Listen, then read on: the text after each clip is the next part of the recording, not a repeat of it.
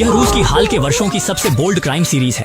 हत्यारा वेश्याओं, नशे की आदि महिलाओं को निशाना बनाता है और लाशों के साथ उसकी एक खास कलात्मक सनक है। संतुष्टि के बाद वह उन्हें अलग अलग मुद्राओं में सजाता है और सार्वजनिक स्थानों पर रखकर पुलिस को चुनौती देता है। चूँकि फिल्म के दृश्य अत्यधिक हिंसक और खूनी हैं, डरने वाले दर्शक कृपया सावधानी से देखें। कहानी की शुरुआत ही जबरदस्त है। हर बार जब सेंट पीटर्सबर्ग में रात का अंधेरा छाता है, नदी किनारे सेक्सी और हॉट सड़क किनारे खड़ी महिलाओं का समूह दिखाई देता है। हत्यारा भेष बदलकर उनके पास जाता है, बातचीत शुरू करता है और अपना अगला शिकार चुनता है। उसने जवान और खूबसूरत नीका को चुना, उसे सुनसान जगह ले गया, लेकिन वह जल्दीबाजी नहीं करता, बल्कि पहले उसके साथ कैंडल लाइट डिनर करता है। बेचारी नीका डर के मारे कांप रही थी। उसके हाथ पैर पहले बांध दिए गए थे। वह उसकी बातों का पालन कर रही थी। खाना खत्म करने के बाद वह विक्षिप्त आदमी मेज छोड़ देता है और रहस्यमय दवा तैयार करने लगता है। नीका ने मोमबत्ती की आग से रस्सी जलाने की कोशिश की ताकि मौका मिलते ही भाग सके। उसे वह विक्षिप्त आदमी देख लेता है और रस्सी से उसका गला कसकर नीका को जिंदा घोंट देता है।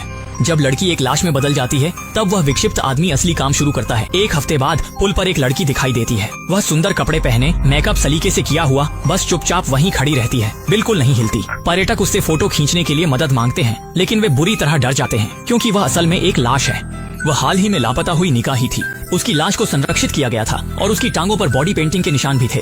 फॉरेंसिक जांच के बाद पता चला कि हत्यारे द्वारा इस्तेमाल किया गया संरक्षक रसायन बहुत ही दुर्लभ था। यह एक अभूतपूर्व फॉर्मूला था और हत्यारे ने बहुत सावधानी से काम किया था। लाश पर कोई भी सुराग नहीं छोड़ा था। पुलिस को अभी तक कोई सुराग नहीं मिला था कि नदी के किनारे दूसरी लाश भी मिल गई।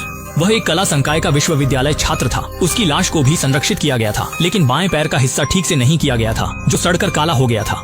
फॉरेंसिक जांच के बाद पता चला कि उसकी भी मौत गला घोंटने से हुई थी। हत्यारा लाशों को संरक्षित करने में बहुत माहिर लगता है। डॉक्टर का मानना था कि हत्यारा शायद कोई अंतिम संस्कार से जुड़ा पेशेवर है। जुआ एक मनोवैज्ञानिक विश्लेषक है, लेकिन उसने इस पर अलग राय रखी।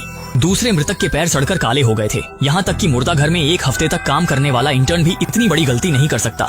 इसलिए हत्यारा अंतिम संस्कार से जुड़ा कर्मचारी नहीं है। वह साफ तौर पर एक शौकिया है जो संरक्षण की तकनीक सीख रहा है और उसमें सुधार कर रहा है। चर्चा अभी किसी नतीजे पर नहीं पहुंची थी कि पुलिस को एक और चौंकाने वाली खबर मिली। समुद्र तट पर तीसरे मृतक की लाश मिली थी।